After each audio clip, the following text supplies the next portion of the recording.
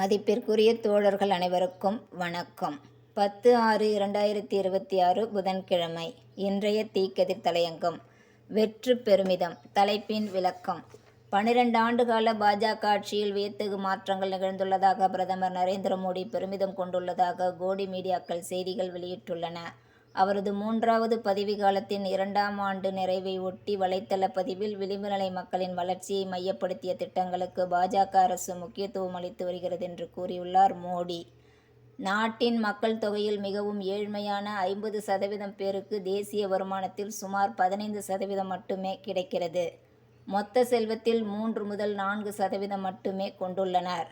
ஆனால் மக்கள் தொகையில் 1% மட்டுமே உள்ள செல்வந்தர்கள் 41% செல்வத்தை வைத்துள்ளனர். 2014 முகேஷ் அம்பானியின் சொத்து $18.6 பில்லியன். கௌதம் அதானியின் சொத்து $7.1 பில்லியன். இது 2026 $99 பில்லியன் $90 பில்லியன் அதிகரித்துள்ளது.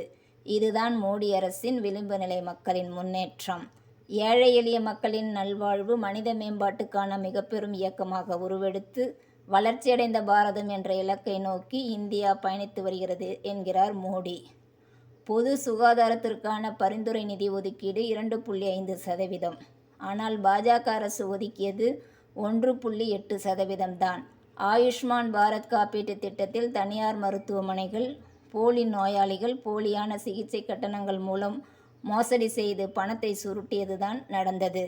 அனைவருக்கும் கல்வி கிடைக்க 6% நிதி ஒதுக்க வேண்டும் என்கிறது கோதாரி கமிஷன். ஆனால் 2014 முதல் 3.8 முதல் 4% தாண்டவே இல்லை. தேசிய கல்விக் கொள்கை என்ற பெயரில் கார்ப்பரேட் ஆதரவு வணிக நோக்கிலான திட்டத்தை திணித்து ஏழை எளிய மக்களின் கல்வி கனவை காணல் நீராக்கி கொண்டுள்ளது ஒன்றிய அரசு. மோடி பிரதமர் பதவியேற்கும்போது ரூபாயின் மதிப்பு டாலருக்கு 63ஆக இருந்தது.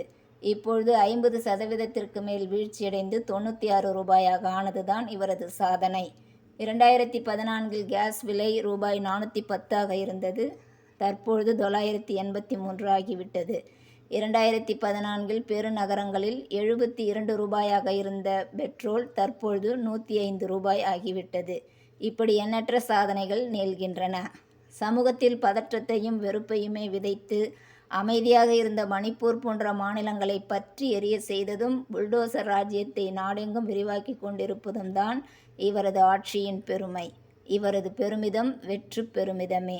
இதற்கு மக்கள் தகுந்த பாடம் கற்றுத்தர வேண்டியது காலத்தின் கட்டாயம். தீக்கதிர் தலையங்கம் நிறைவுறுகிறது. நன்றி. தோழமையுடன் வணக்கம்.